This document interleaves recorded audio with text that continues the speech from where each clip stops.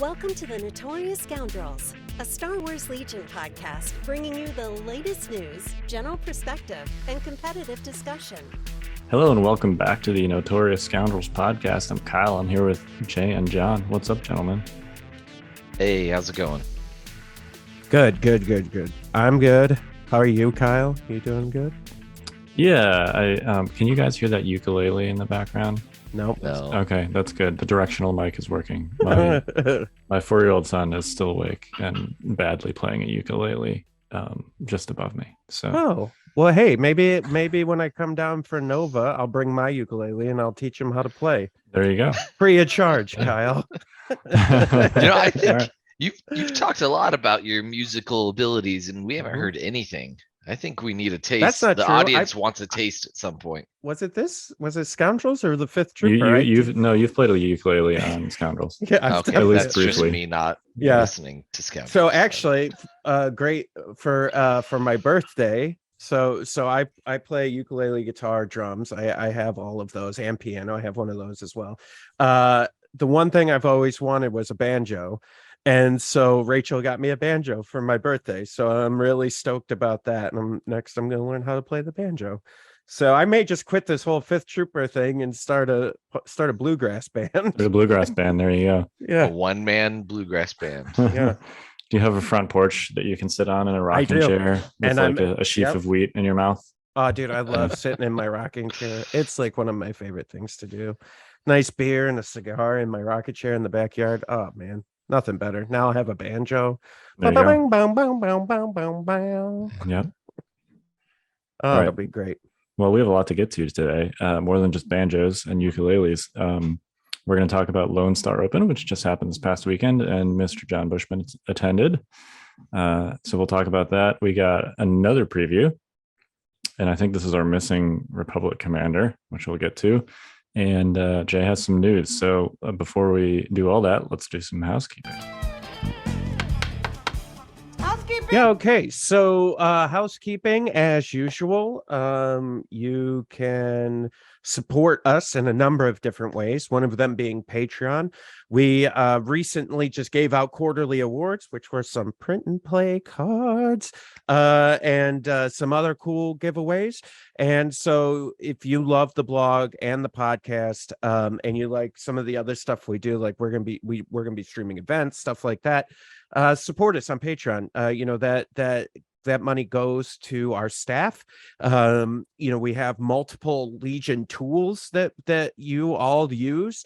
We pay those guys to help us with those tools. So, you can sign up for Patreon for as little as $1 a month. Like, you don't have to do any of the tiers. If everybody who listened to us right now, I'm talking to you. If you're listening to us right now, and if you go give us $1 a month, that would significantly change the type of content and the amount of content that we can put out. And we've got some goals up there for like, I think we're like 60% on our next goal, which is a monthly Scoundrels session on Legion. So 1 or 2 or 3 of us will get on a webinar or something and go over tactics. Like, you guys can submit, Patreon members can submit their tactics and we'll talk about them and explain it to you. And Kyle will show you how to do it. Whether it's me doing it here in the studio and Kyle telling me what to do, or we're on TTS or something. But that's the next goal. We've got a bunch of other goals. We're going to do all kinds of great stuff. So if you want to get on Patreon, support us, that'd be great. You can also go to the store, fifthtrooper.com. We have a shop. We have tons of stuff, custom tokens and Legion product and mats and all kinds of great stuff. So you could check that out too. And, check out the blog. We've got a bunch of blog writers now that are doing great work. And so you guys can read those blogs and keep up on your unit analyses. And then last and not least, subscribe, do all that great stuff, and check out all our tools as well. I think that's enough for housekeeping. I'll bring up other stuff next week. How's that? Sounds good. All right, let's hit the news. News from the week in Legion. Comic-Con was this past weekend, and AMG had a panel during the Star Wars time slot. At the con, they announced Clone Commander Cody. In addition, they showed Waxer and Boyle as Clone Trooper personnel upgrades. In other news, Tabletop TO has announced that as of October 31st of this year, they will be shutting down. TTO is the tournament software used by a majority of Legion events around the world. TTO has had a slew of issues lately, such as crashing multiple times at Adepticon and also timing of adding important updates to game systems. Finally, in Fox news, we have kept the other chickens alive and have not seen the fox as of late. Love it. Do you guys have any opinions on any of those news items?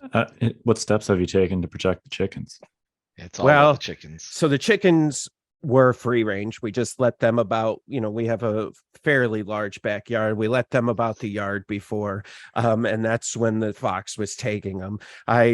When we first got them, I built them an extensive chicken run that they could go out in. That's all fenced in and caged up. So they just live in that now. And for those of you worried, it's plenty of space. It's like 20 foot by like 5 to 10 feet. So it's enough space for now 7 chickens. And frankly, if I was a chicken, I would rather be in a slightly more enclosed space than eaten by a fox. Yes. So, my thoughts exactly. If I had to choose, Yeah, and I know a lot of people have asked if chicken Nugs died.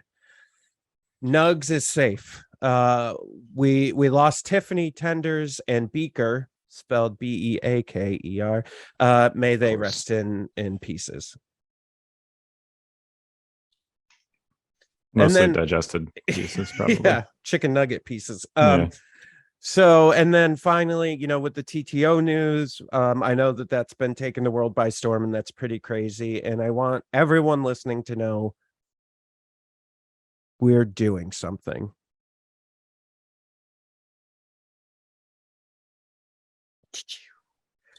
Yeah. Okay. Commander Cody was the last bit in there. Or at least we will do something if you sign up for our Patreon. If every one of you give us $1 a month, everyone listening on Patreon, we'll do something about this whole TTO stuff. Almost made it through that section without closing. Go ahead. All right, Commander Cody, let's talk about this. Is actually very exciting. I'm an all factions player, but in my heart of hearts, I really quite like my clones, at least visually. On the table, less so than some other things. But they said when they previewed Ahsoka and Rebel Ahsoka and Ventress, they said that there was also going to be a Republic commander in that same wave. I presume this is that. For those that were actually at this panel, I don't know if they actually said that or not, but it is a Republic commander. And I'm very excited by this. Cody actually looks pretty legit. Yeah, I mean, it's a little side note of news on this. So this was actually, and I have confirmation on this from Twitter. This was actually an idea that Luke Eddy had actually given to them. So we're still not out of the Alex Davey, Luke Eddy era of Legion, just in case anybody's wondering. So yeah, and Luke did work for AMG for a while. So even if they say like it's an AMG unit, it could be both. Right. Yeah. But who knows? I have my guesses which ones are theirs and which ones are Luke's. We won't discuss that here. Yeah. Join us on Patreon for our After Dark podcast. $1 a month gets you access to that. That's all you have to do. And you can listen to my real live takes on what I think about stuff. Join us. Patreon.com/the5th-trooper. All right. Clone Commander Cody. I'm going to just read his unit card before we get too down the rabbit hole here. If you want to hear Clone Commander's card, go to the Patreon. Kyle's gonna lose it. Okay, go ahead, Kyle. Sorry. I go, Kyle, we're gonna do a real quick episode. He's like, yeah, we'll go through this fast. I go, yeah, no problem. Yeah. All right. He's approximately 105 points. He's got observe 2, free action observe 2, jump 1. I don't see a jetpack on him, but it's from the front. Anyway, take cover 1, direct vehicle, target 1.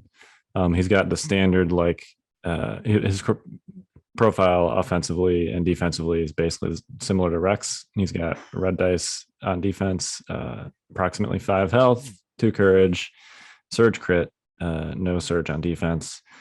He's got the advanced combat training in melee for 2 reds, and then he has this is in my opinion, the single best part about Commander Cody's unit card. Agreed. He has a range.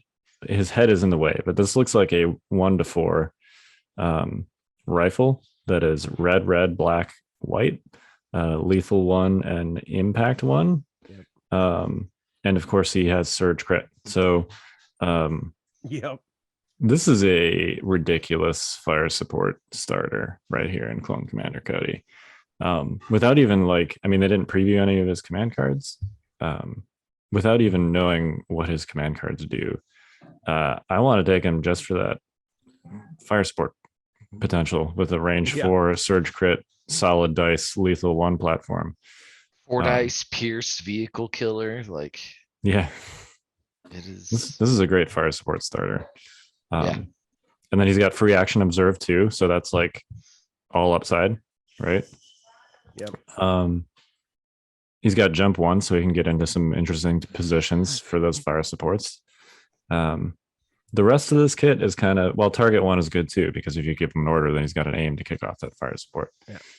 It's interesting that all the other jetpacks, Mandos and the Arc jetpacks, they're all jump 2, right? Yeah, and he's jump 1. Yeah. So he doesn't have like a super obvious looking jetpack on his Maybe it's model. rocket boots. Yeah, or like a smaller jump pack or something. I don't know. Yeah. Anyway, the direct vehicle, I don't know. That feels like a weird part of his kit, as does the take cover, because he can just take the dodge action, and it's pretty much as good for clone token sharing purposes. But and direct vehicle, I can't think of with a saber, I guess he'd be pretty good, but I can't think of what else you'd want to use that for, really. Maybe an ATRT. I don't know. ATRTs are pretty bad. I mean, if the swoop bikes wants bigger bases, maybe one of them. They can't get orders. Jay, can we be serious for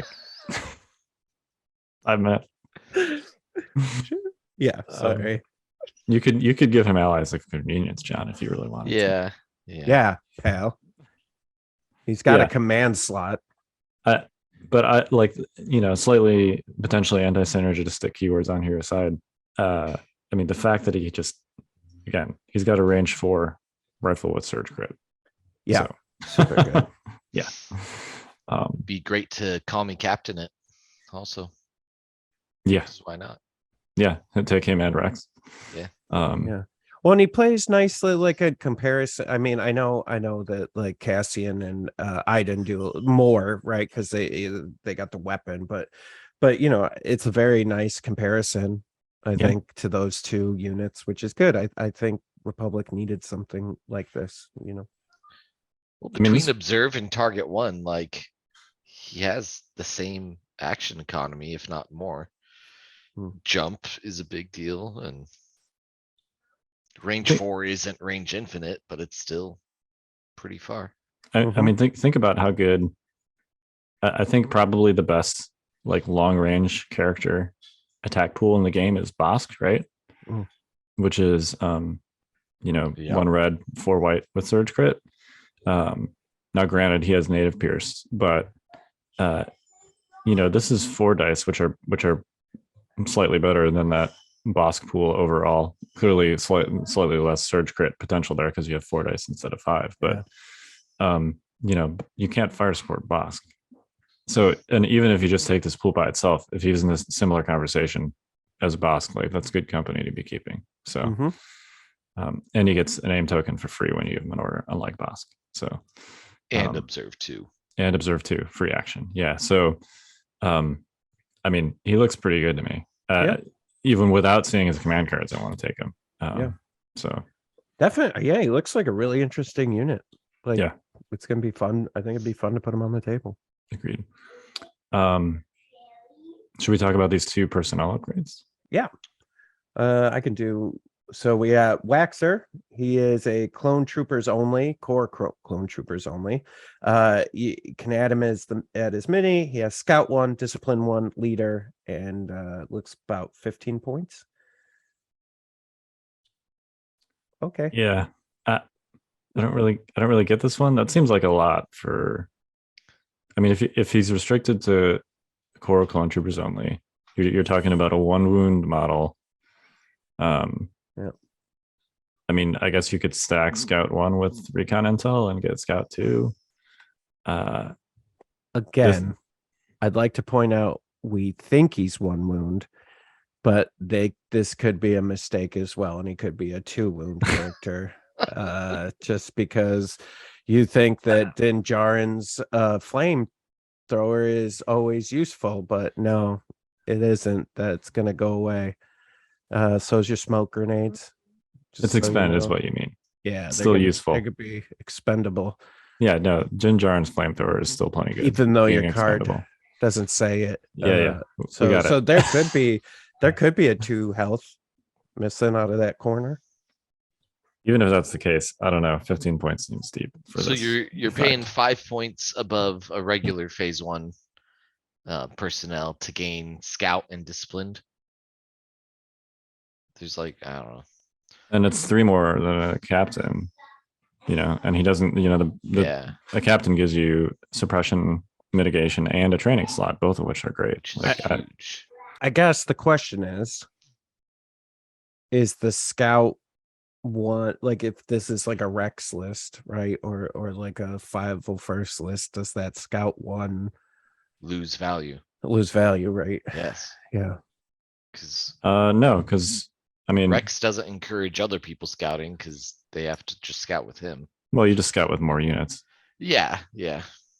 But yeah, I don't know. I struggle to see a situation where you'd want to take Waxer. Make him 11 points. 1 more than a nothing and 1 less than a captain. Even at 11, I don't know. That's the same price as a specialist who gives you a free token. That is. Yeah, I don't know. If this was like disciplined 1 worth it? I mean, like, because you could get him an order via 5s. It's basically strict orders. Like, right. I don't know. The captain gives you much better suppression mitigation for. Okay, I just think I don't know. I mean, you get a lot of named clones now, right? Even though you do have a lot of named clones. All right. So the next one, a Boyle. Same thing. Core clone troopers only. This unit gains Guardian 1, Scout 1, Leader, and it looks he's the leader, and then it looks like it's about 15 points as well. 15 points. Guardian 1. I don't know. This is a little bit more interesting just because the only Guardian unit there's only 2 Guardian units that Republic has, right? You got Obi-Wan, Chewie, and Chewie is restricted to Guardian Commander. So yeah, it's potentially interesting. Now again, you got to put him on like a unit that has a bunch of 1 wound models in it.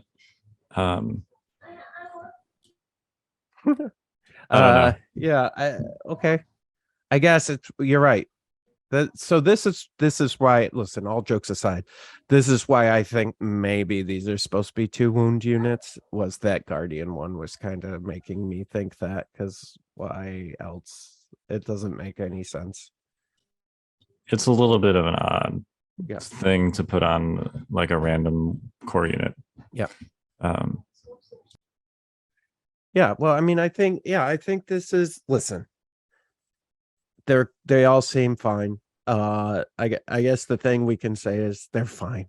They don't really Yeah. break. They don't really break the game in any way. I mean, we No, haven't seen which his. if you're gonna do like one direction or the other, that's the Yeah. direction to err in the sign. Yeah. We don't know what his command cards are yet, but I and I guess on a positive note to stop like being comically negative, is that I like that they were on they were at Comic-Con, they were on the Star Wars panels, so that means I'm guessing they wanted to try to get more people involved in Legion, and I think that's great. The more people we can get Yep. involved in Legion, the better.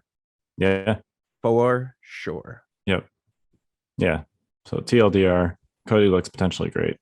Personnel upgrades, maybe not so much, but Might collect dust for a bit. that's fine. Yep. Yeah. All right. Yeah. LSO, What is that? Lone Star Open. Right? Lone Star Open. It is. So Yes. where this was in where was this? It Dallas. was north of Dallas in Allen. Yeah. North of Dallas. Dallas is in Texas for our international listeners. Texas is in the south. Have you ever seen those maps of like, I mean, don't get me wrong, there are lots of other countries have what are equivalent of states and we have no idea what they are. Yeah. But it's funny to see like international people be like trying to draw the Oh, states. yeah, Most yeah, of them yeah. do get Texas and California, but that's Yeah. and it's Florida. Like That's about it though. Yeah, they always say, "Oh, my husband or my wife or my sister-in-law or somebody tried to write down all the states," and it's pretty good. Yeah. So that's like there was an old episode of Friends, I think it was, where it was They like tried they to name them name all the states. Yeah, and Yeah, all like 50. yeah, and Ross was like he's got a PhD and he couldn't even name them all. He was like losing his mind. Yeah. and putting the same one twice just to have Yep. peace of mind to get to 50. Yeah. Oh, so good. Yeah. My daughter in kindergarten can do the 50 state song. I don't think I Yeah, can, I still know the song from, I think it was until like yeah. 3rd or 5th grade or something for me. I but don't think I ever knew the song. I have no idea what you guys are talking about. I could There's this probably song? plant them on a map still too. Hmm. There's like 2 or 3 Midwest states and maybe 1 or 2 Northeast states that I might swap up, but Well, I mean, with your Pretty sure I chase, could place with them. your chase after an invite for Worlds, you've been to most of the states, right? All right. listen here, Jay. For our audio listeners, John is staring at me through the camera like he wants to kill me. All right. One of the states in that song is Texas, a state which hosted a tournament this past That did weekend that not John have an attended. invite, Yeah. Did not have an invite. you know? John was like, yeah, so he in advance of this tournament, John's like, hey, should I bring Yoda? And in our on our 5th grouper server, and Everyone said everyone no. was like, no. And John's like, but it doesn't count for anything. I wanted to like- play Yoda. Okay, I like Yoda. Well, if you Cool. wanted to play him, why'd you ask? I don't think I asked, should I play Yoda? I think asked so. about the list with okay. Yoda around it. All right, that's fair. And then we all said take something else. Yes. I had a winning record. All right, I went You- 4-2. You made top 8, yeah, right? yeah, I went 3-0 first Okay. day. That's My first loss was to the winning player. there you go. Yeah, which was Matt Bronson, by It the was. way. Yep. Also the same player that knocked me out at Adepticon. Oh yeah, yeah. So yeah, we'll talk about his list, I'm sure, here in a minute. But why don't you tell us about your list, John, and your experience? My with list had Yoda with Chewbacca and Triple Bark, and it had 3 clones that each had 2 phase 1s with Z6s and a phase 2 with the suppressive gun, the mortar. It's great. It's fun. It's very weak against Pierce. There were not a lot of Pierce heavy lists until Bosk shows up just with, 5 crits and Pierce. That's fun. What list was Boskin? That was in the first time I only saw him in one list as an opponent of mine, and it was in Matt Bronson's list. Oh, okay. All right. Which we're gonna talk about. Right. No spoilers. Got it. Right. There were, I think, 2 Bosks in the top 8. I mean, you can take them Probably. in 3 different ways now, right? Yep. Separatists, Empire, and Shadow Shadow Collective. Collective, So you should yeah. expect to see not only Bosk, but bounty hunters in general. So Right. And the biggest thing, honestly, no, Bosk did a lot in that game, honestly. He wiped 2 clone squads very early, which out of my 3 clone squads is a significant portion of my clone squads. yeah, 1 clone squad, even when you have like 5, it hurts really bad. Yeah. And I mean, so like I did make mistakes. I misjudged scale on Bosk. Why? Why are we doing this? Like, what is? Did he need Because help getting his Chewie has it. shots? Did he need help getting his range 4 surge crit No, shots? he didn't. I don't think so. So he was behind a height 2 building and he would 1 action double clamber up and then take his shot. And next turn he'd take his shot and go back down. So that was my life.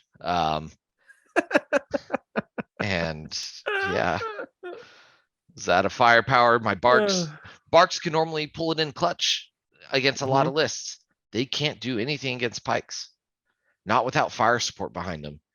Even if I get a solid consistent 4 hits, heavy cover will take 2, or at least light cover's taking some, and then they have dodges, and maybe I get 1 through that they get to roll 3 dice for because of danger sense.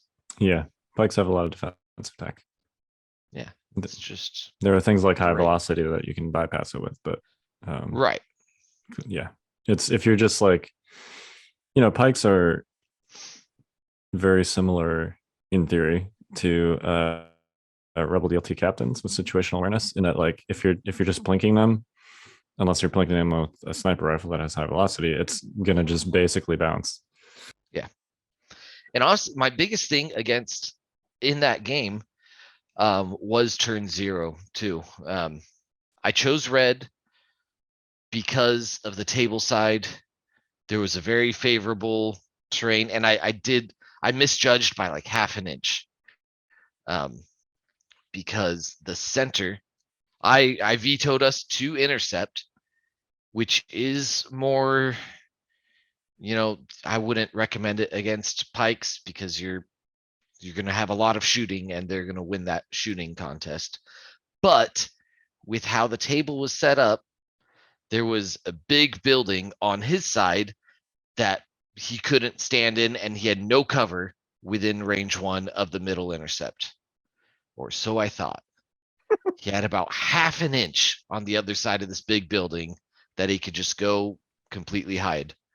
And I was like, oh, well, that goes the huge advantage that I was bidding for, and like levels it, if not tips it the other way. So did you eyeball it, or did you like measure from the center? I measured the middle, but then I didn't place a token in the middle and measure from the token. And the token has a width. The token has a width, and like the building is big and curved. We literally had to tip the building, put a range ruler under it to show that it was getting across. It's like, brutal. Yeah, I didn't go that far in turn 0. Yeah. So my bad. Yeah.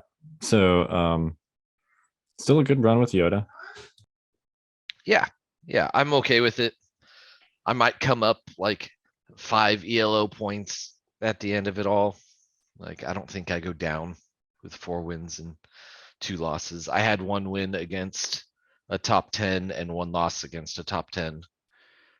And the loss against the top 10 doesn't hurt your ELO a lot.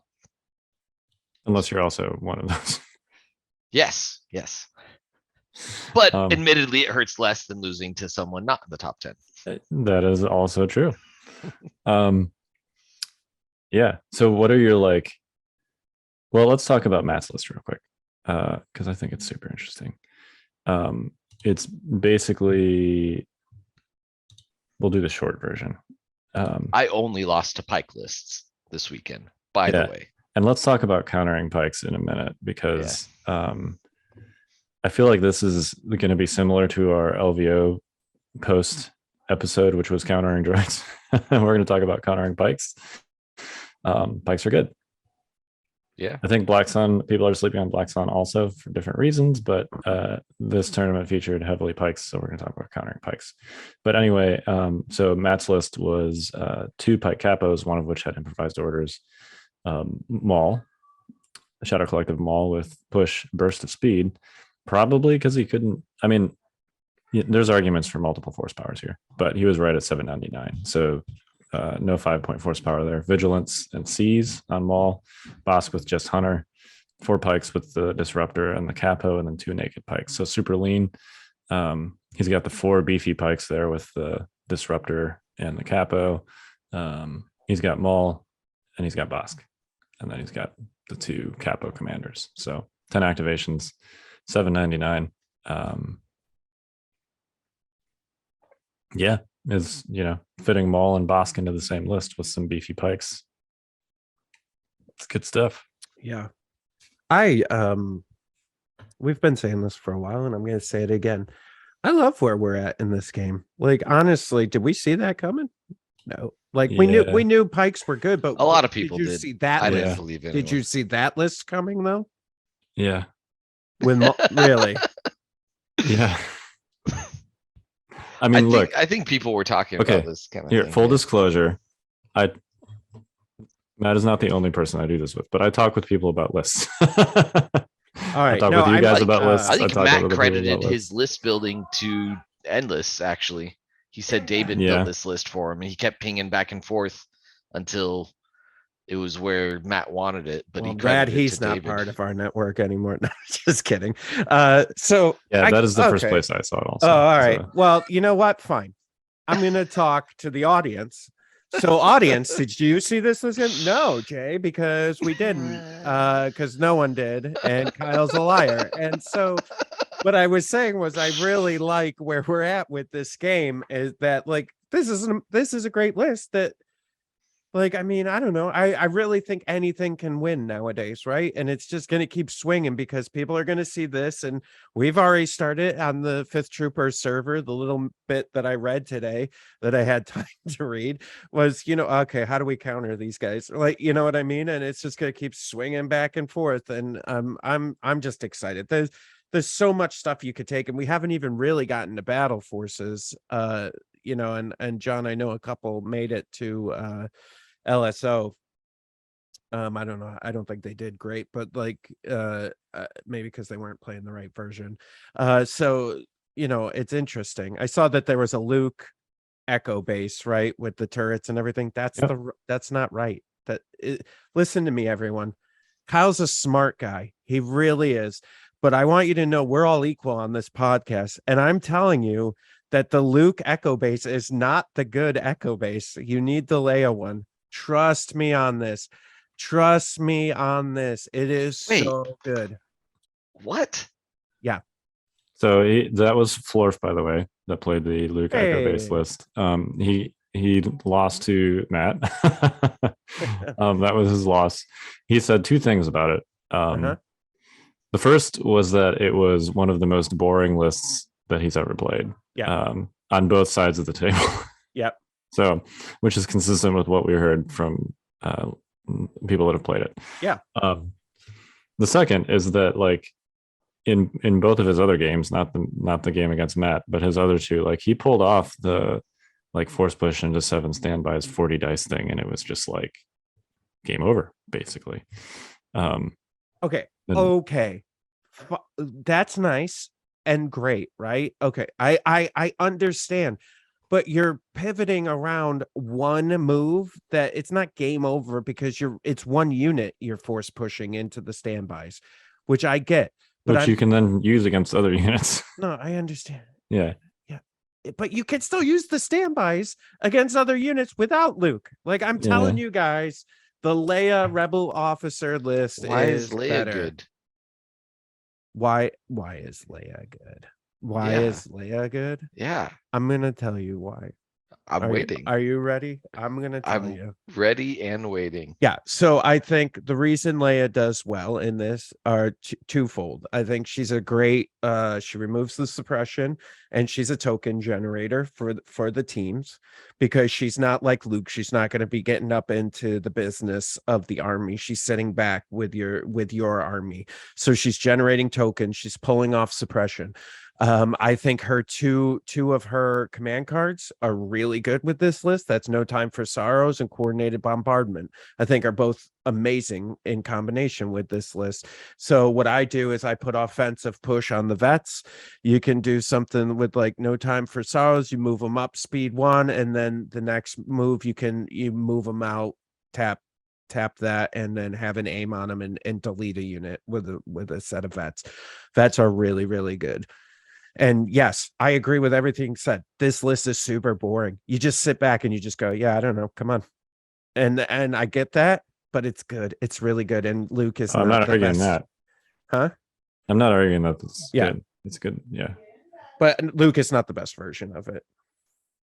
And I'm going to show you all at Nova. All right. You'll see. Oh, Before we discount words. them too much, one of the battle forces actually did make top 8, and that was the Blizzard Force. Nice. It was a let me pull it up. There were actually 4 Empire players in the top 8. Whoop, whoop. Maybe I got that wrong. Yeah, no, I Womp, didn't. Yeah, womp. no, here it is. Yeah, the 3rd place list. Alex Gregory. It was Vader quad bikes.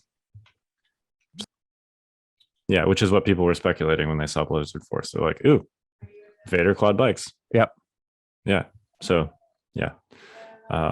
Dude, quad bikes is pretty good. Man. Triple bikes is good. Yeah.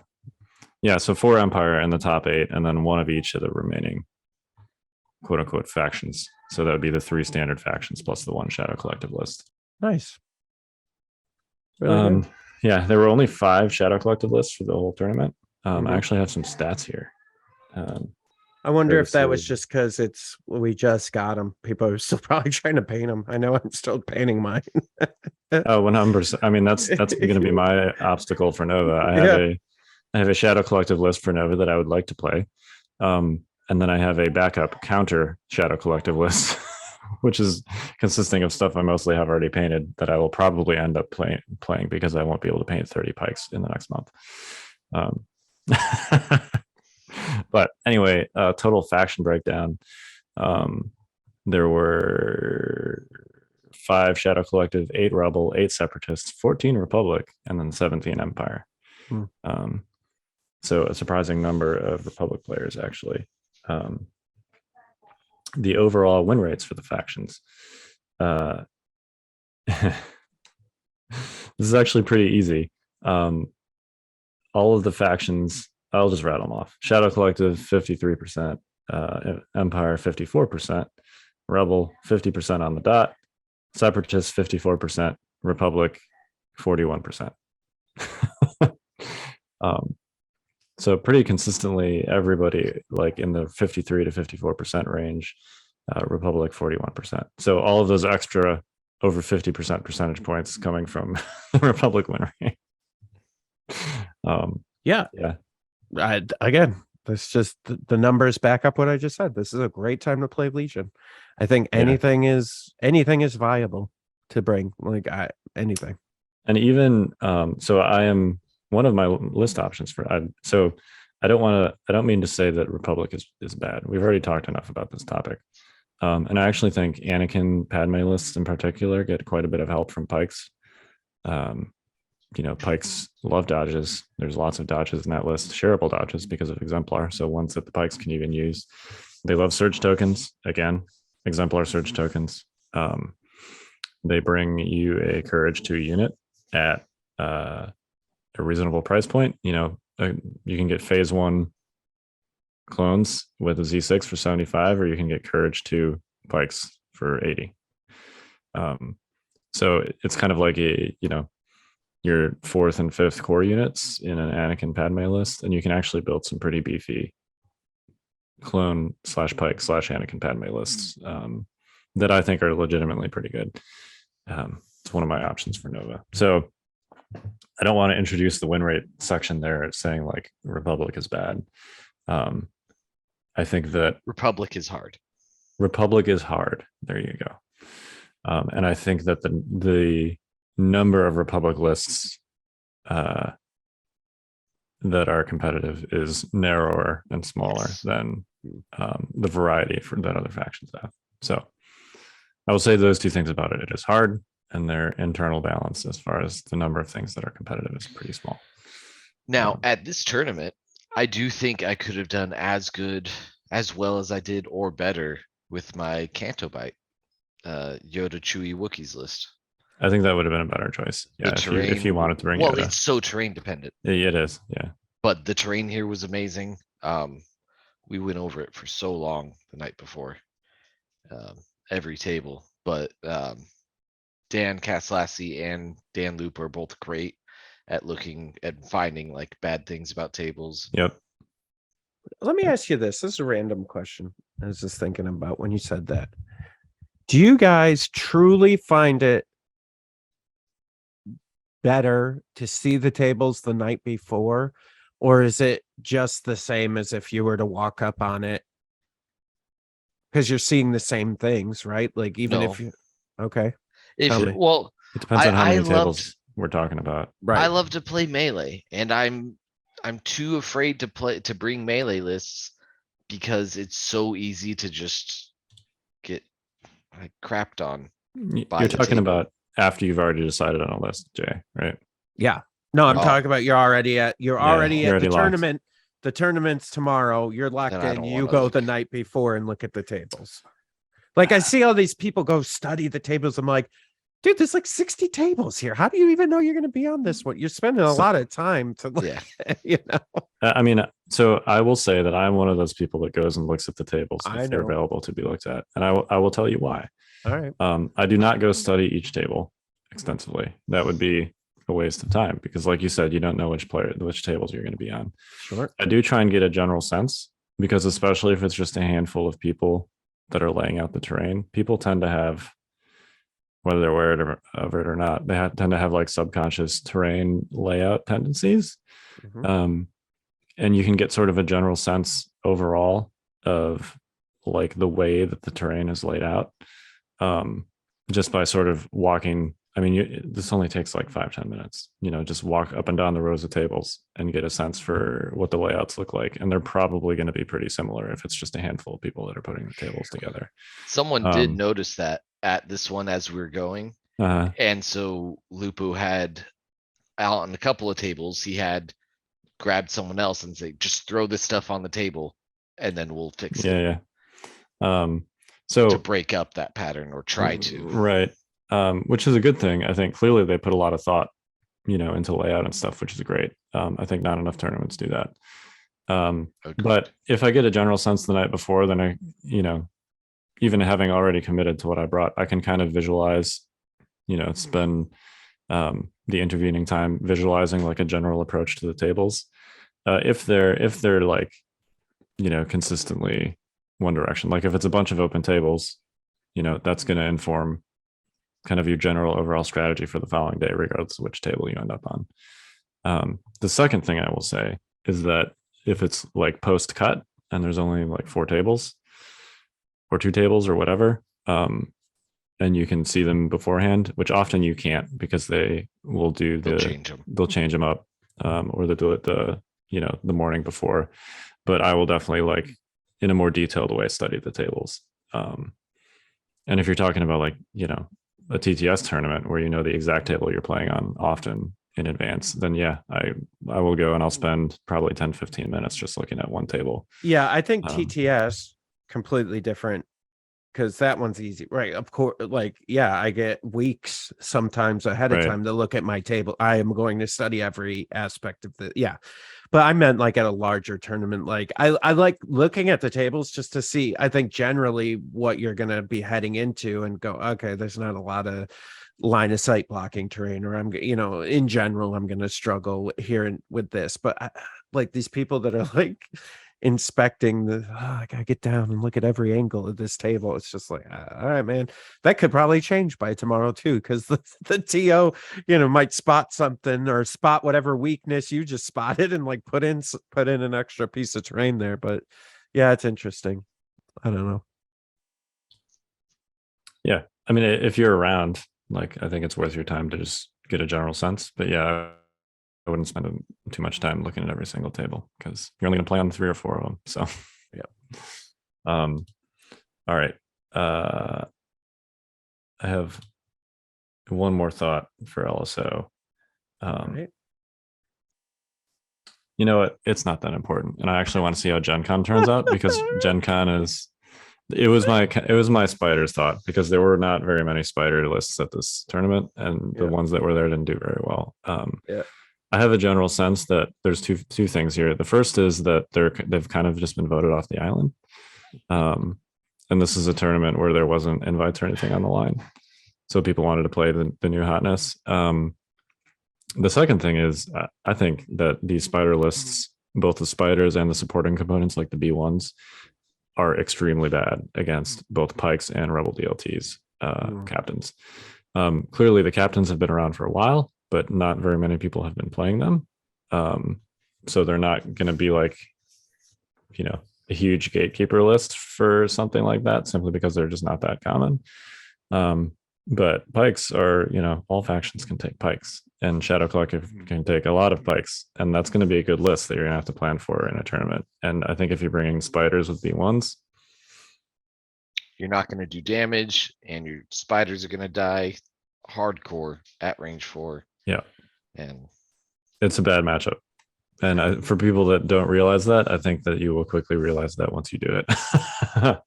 So, I would not be surprised if spiders kind of naturally fall out of fashion because of pikes. We'll see. I could be wrong about this. But I'll be interested to see if that happens, because I think there are a lot of things that are currently just not seeing play because of fear of spiders, primarily vehicles, but also like droid lists that don't have spiders in them. I would love to see if those things kind of make a resurgence, if spiders kind of fade for a variety of reasons, whatever those reasons are. We'll see how Gen Con goes, because Gen Con is a tournament with invites on the line. So if everybody shows up with spiders to Gen Con because they want those invites and they end up doing well, then I will eat some crow here. But I don't know. Pikes are real good against spiders, and B1s are absolutely useless against pikes. So we'll see. Anyway, I, for one, is a double heavy person and like this. And yeah, have been thinking about how pikes probably aren't so great against double heavy. certainly not against double AAT. Yeah. Yeah, but everything else, like, they still do have range 4 impact. 3 Yeah. dice, access to aims and surges. Yeah, but they, I think like if you look at any of the heavies, really, right, they have a range 4 gun. So if pikes are at range 4, the heavy's going to be at range 4 of the pikes. And so, Should we move on to countering pikes, because that's my last Yeah, that's my last thing here. this is Jay's attempt at countering pikes that we are hearing. Well, and this is one of the ways, right? Most heavies have, I mean, AATs have checked both boxes, which is that they have high velocity and they have a large, reliable dice pool. Right. So you have to either ignore the dodges, or you have to overcome the dodges with lots of dice, which you can do with things like, heavy pools, ATST. like an ATST. Yeah. You can do it with like fire support. But You're looking at normally like 4, maybe 5 hits before they even roll dice. if you're shooting them into heavy cover, if you have things that ignore cover, like speeders that can flank or weapons with blast or sharpshooter, clearly that's another way to like ignore their damage mitigation and make them roll those white saves. Right. But it is not hard for them to start the round with 3 dodges. That's the start. If we're talking, so I should clarify. Okay. We're talking about Shadow Collective pikes, who will probably be run with multiple capos, right? Yeah. I think the vigilance and independent and aid. Yes. I think generally speaking, if people are running pikes like in a faction list, they're going to just be running 2 pikes, maybe with a capo, maybe not. But there's going to be just overall much less dodge token saturation there. And you're probably going to treat them just like you would like a rebel DLT captain unit. Which is to say that, it's going to be similar things that counter them. It's just going to be probably, at least on the first shot, a little easier to overcome that threshold and actually make them roll saves. Clearly with pikes, like if you can hit them with multiple big pools, they don't have nimble like the rebel DLTs. Right. So, they can only spend those dodges once. Yeah. And the capos can do an aim or dodge action to give them, and then use aid. Yeah. To get them Well, more that's tokens. why I'm talking about saturation, Yeah. right? Like if you have 2 or 3 Yeah. capos, that's very different than if you have 1. Yes. So yeah, I mean, high velocity is clearly the easiest go-to answer here. Sources of that being the AAT and then the Civil War snipers, Galactic Civil War snipers, and then Iden and Cassian. Dell. And Dell, yeah. Yeah, I think there are some really interesting, both some rebel lists because you can actually run high velocity snipers with, some combination of rebel DLT captains and your own pikes, and maybe Cassian too, if you really want to get crazy. But also like Iden, double sniper, Inferno. You've got 4 high velocity weapons there, all of which are very reliable on your tactical strike turn, and then 2 of which are very reliable the rest of the time. So, yeah, I think those could be interesting. You can run Iden, that combo with Iden, 2 snipers, and Inferno with a lot of different things because it's really not that expensive. Like you can do it with Boba Fett. You can throw some of your own pikes in there if you want. You can throw some Black Zone in there if you want. You can do Shores. You can do T-21 Storms. You can do Iden bikes. There's a lot of different ways to do it. So I think any of those combinations could be interesting. Yeah. And of course, double AAT got sort of an inherent free buff with the droid battle force, which is essentially the double AAT battle force. So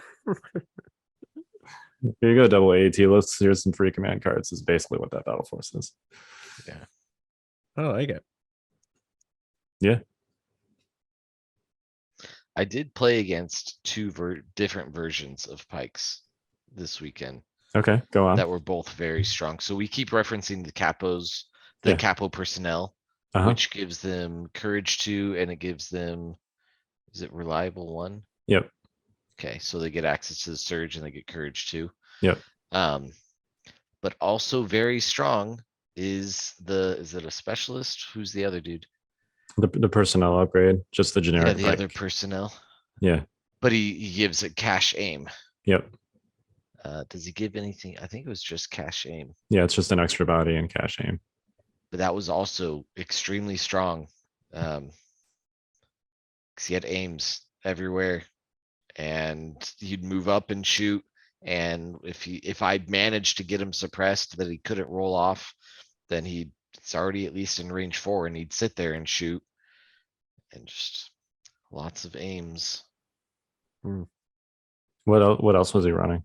Like, what was the other part So of that that was list? a triple capo with unlike Matt, where Matt had 2 naked pikes. Yeah. This player did not have any naked pikes. I think they were all, if he had 5 pikes, all with the gun and the personnel, and then he had 1 Black Sun. Okay. Yeah, it sounds like an interesting mix. And he had Maul. He had them all. Yeah. Okay. The Black Sun, like, I pierced it away. Yeah. But I think you got to saturate with Black Suns. yeah. I think people are sleeping on them a little bit in this could be a situation where like nobody just owns 6 Black Suns, but I think you could do like a 6 Black Sun list, and that would be also very scary. I mean, those dudes, just to put this in perspective, clearly this is an expensive unit, but the 94-point version with the shotgun and the personnel upgrade, the Vigo, averages with nothing but its independent aim averages 7 hits at range 2 with Pierce. 7. That's before you get into range 1, right? Like, because Well, that's with the shotgun. If you're thinking of the grenade guy, which would be the cheaper 80-point version, then yeah, it's slightly less because the shotgun is 2 red, and of course the shotgun also has Pierce. So Pierce versus Blast. Yeah, I think the grenade guy is probably overall better for the points, but you know, like that 94-point version or even the 76-point version was just the shotgun. Like once you get in there, you're going to be legitimately one-shotting things with those units.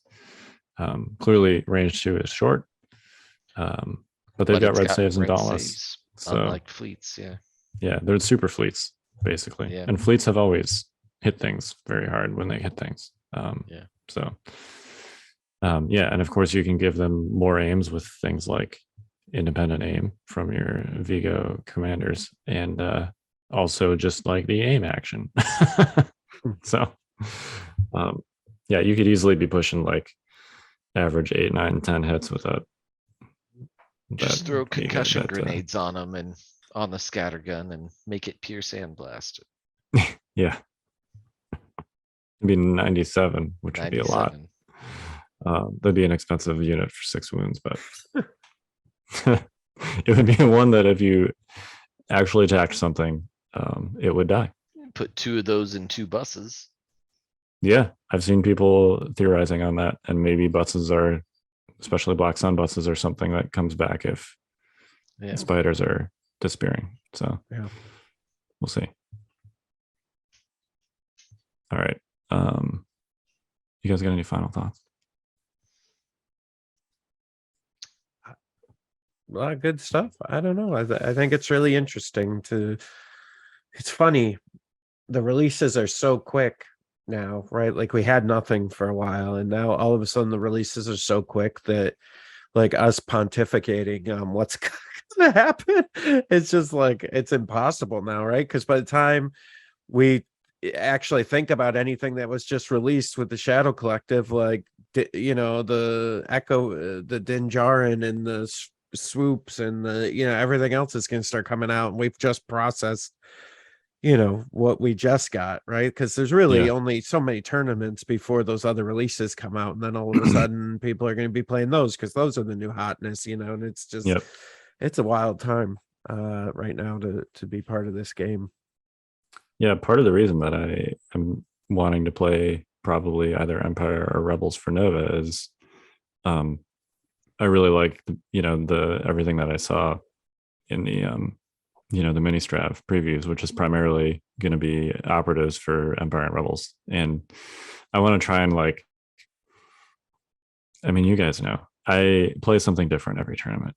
Now that we have an actual Worlds on the schedule, I need to start getting a little more consistent and actually getting reps with something similar. So I'm trying to kind of advance prep for the intention of using Din and or IG and or some version of Boba, whether it's young Boba with old man Boba's cards or whatever, vice versa. 5 year older Boba. Yeah, right. The old and the wise. Those 5 years look like took a toll on him. Anyway, I want to try and advance prep for some kind of list that looks like that based on what I've seen. So at least for now, I'm glad I have my Empire stuff painted. I'll put it that way. I'm kind of I doubt I'll be playing in Worlds just because we'll be doing something else. But spoiler alert, I've been playing that Luke Sabine list, and I'll probably stick with it, but with all this new stuff, I'm just really interested in I don't know, doing something crazy for Nova. I want it to be good. I want it to be a good list, and I want to not crazy I'm just gonna bring some random stuff and see what happens, but pick one of these lists that we know are pretty decent, like the Echo base or I don't know. With this capo stuff and the spiders disappearing, like you guys saw me in chat today. I'm like, double ATST back. Like I was like, Yeah, coming back. I'm like, maybe. and then I was actually looking at a double occupier tank, double E-web list today. Again, that was one of the other lists I was playing with. So like, I don't think pikes are gonna like it when two tanks come rolling down into them and Yeah. start putting all those dice. It'd be into nice to them. see all those vehicles again. Yeah. That's It for would. sure. Yeah, So- I think if spiders have found a natural predator, and I want to see what happens at Gen Con before I conclude that. But if that has happened, I think that will be overall good for the variety that we see. Yeah. Yeah. And then I think you'll still see those games where somebody does bring spiders and they do, they end up doing well. But I argue spiders are good, but it's the combination of them with the guard that we're making them great. And now if you can just plink away stuff from range 4 like pretty easily, like Well, and yeah, and and the not get shot back, I guess. pikes are essentially immune to B1s, and they also on the return fire, like the thing that B1s die very quickly to Yeah. large dice pools that are reliable. And if a pike catches a B1 unit in the open, it's Gone. like you're gonna kill half the unit at least. So yeah, we'll see what happens. But We will see what happens. We will. and clearly not a lot of people are playing Shadow Collective, like the full-blown Shadow Collective. That's a pretty big Again, I think like it's just haven't gotten around to expense painting it. barrier for entry, but yeah, maybe people are behind on painting like me. So Gen Con's in 2 weeks. yep. All Yeah. right. Sounds good. Yeah, I'm very excited to see how Gen Con goes. You guys are both gonna be there. Mhm. Right. I will be playing. Yeah. I will not. First attempt at World Yeah, in Jay will be this at is the the booth. first tournament that I've been to with a World invite on the line in 2-3 years. Adepticon had Worlds invites on the line. Yeah. Okay. Adepticon. It's so dramatic. LVO. Hey, It's so LVO didn't dramatic. have one. It did not. It The does. dr- it- the it should next drama year, but- this guy brings to this. I don't have my world invite. I haven't been to one in 3 years. Where? Listen here. All right. I mean, most people haven't because there haven't been any. So God, what a crybaby. There's like 6 coming up. Just quit picking dumb lists. Pick a good list and let's go. yeah, next time at least play Anakin. Whoa. I can't do Anakin. Why not? I can't. Because that means he would win. He's so No. good though. No. Then he wouldn't have anything to complain about on the He's next half a episode. force user. He's great. He is not half a force user. He is. He's awesome. If you graph his force userness and see it why did increase you- in a straight line Why on don't average, you go he's back half a to what force you're user. good at? Why not? Why are you not playing OP Luke? Because I'm about to play him twice. So I didn't want to play him this time. You need them reps, boy. I Get them don't reps need- in. No, reps aren't gonna help me. I just need to not be stupid. Don't I reps help mean- you do that? No, No, I don't know. Maybe I'm crazy. I don't know. no, you I are. don't. The reps thing is not. I for need me. reps. Let's throw away everything reps. that's worked for everybody in a skill position ever. Do it. Reps. We'll just throw those away. Reps are for the birds, John says. If I anyone- won't say reps with the game Legion don't help, but reps with a specific list. I don't think I need more reps with Luke DLTs to know better how to play Luke DLTs. You've played a lot of Luke DLTs. Yes. Yeah, but maybe you need reps After with Luke 5 or 6 DLTs. games with a list, no, I know what you're gonna say, because then you need What it am I with gonna every say? matchup. You don't need it with every matchup. Because like you could interpolate. Like I learn something new every time I face a different type of list. I do learn stuff. I'm not saying I don't learn stuff from reps, but I don't need reps with Luke DLTs. Okay, pal. But you know what? I can't wait for the episode after these two next events, and let's just see where you're at. And I'm gonna cut this audio and I'm gonna replay it for you. I hope to make you eat those words, Mr. Shalansky. I don't need reps with Luke TLTs. You heard it here first, folks. Come see us at Gen Con and Nova for the results of this podcast. All right. How about we end this before we get too far off the rails? Yes. Before I get fired from the 5th Trooper. All right. We are the Notorious Scoundrels. I'm Kyle. I'm Jay. And I'm John Bushfax Bushman. Stay fresh, cheese bags.